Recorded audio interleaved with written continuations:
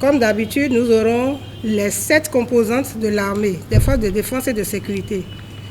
Si je prends l'armée en général, il y a les 4 composantes, à savoir l'armée de terre, les forces aériennes, les forces navales et la garde nationale.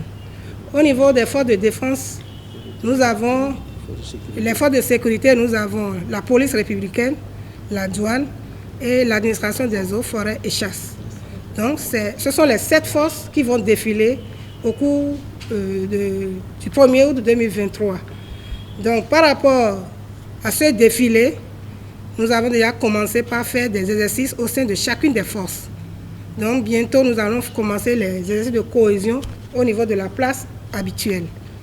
Donc, vous allez être informés de l'évolution des choses en son temps.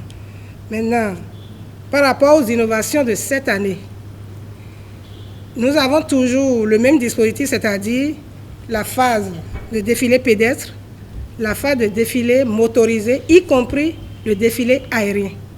Parce que vous savez, nous avons acquis des hélicoptères. Donc, ils vont survoler en son temps l'esplanade, là où nous voulons faire le défilé.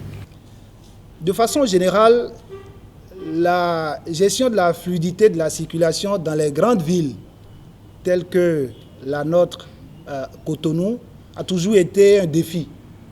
Et ça, je pense que ce défi, la police républicaine, à qui revient cette mission-là, s'attelle à relever le défi. Et je crois que, nonobstant le renforcement du parc automobile, parce que, chers amis, vous comprenez que ces dernières années, quoi qu'on dise, le parc automobile béninois s'est renforcé. Et la vitesse à laquelle ce parc s'est renforcé n'est pas forcément en adéquation avec peut-être les infrastructures disponibles, malgré les grands efforts fournis par les autorités pour améliorer l'existant et mettre à disposition de nouvelles infrastructures. Et donc, face à un parc automobile qui se renforce, il y a plus de véhicules sur nos axes. Et quand vous ajoutez à cela, et ça je veux être honnête, vous le constatez, malheureusement l'incivisme de nos populations, ce n'est pas toujours facile de le gérer. Vous avez dit que sur l'axe Kindonou, je crois, Kindonou-Calavi, depuis quelque temps, vous avez constaté qu'il y a un nouveau dispositif, un nouveau dispositif par rapport à la gestion de la fluidité. Vous comprenez, lorsque vous avez un défi qui est à multiples facettes, vous êtes, en tant que structure, institution responsable, vous testez beaucoup de stratégies afin de venir à bout du phénomène.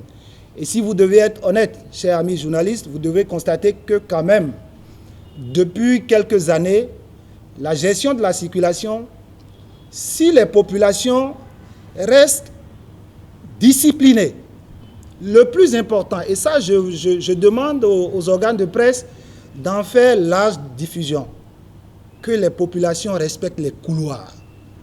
Double fil, 3 fils, 4 fils, c'est ça qui crée les nuisances. Donc je souhaite que les forces de l'ordre, en l'occurrence la police républicaine, les agents de la police républicaine qui sont déployés sur le terrain de façon générale, tous les jours dans la ville de Cotonou, je souhaite qu'il y ait un peu plus de civisme, un peu plus de respect des consignes. Et je crois que ça sera pour le bonheur de nous tous.